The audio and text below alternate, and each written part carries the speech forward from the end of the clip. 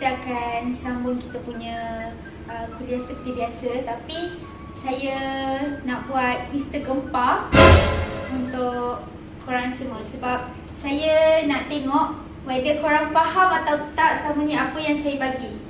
Ya, sekarang Miss. Hari lain lah. Don, you faham tak? Easy lah yang minggu lepas. Easy, serius easy. Senang ya? Fatin, you faham tak? I tak berapa ingat lah yang dia ada ajar minggu lepas.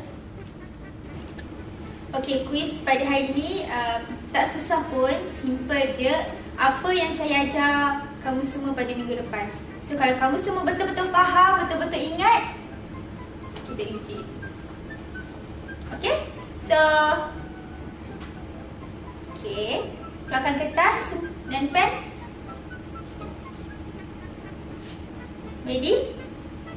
Okey. 1 jam bermula sekarang.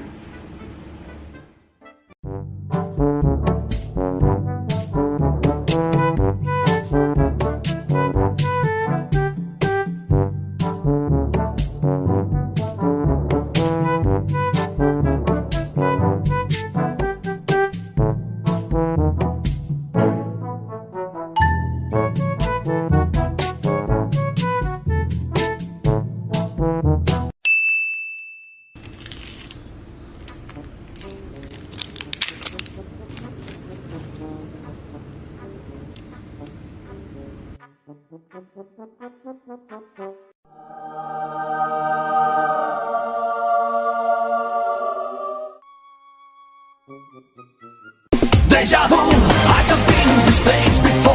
Higher on the street and I know it's my time to go. Going new and the search is a mystery. Standing on my feet, it's so hard when I try to.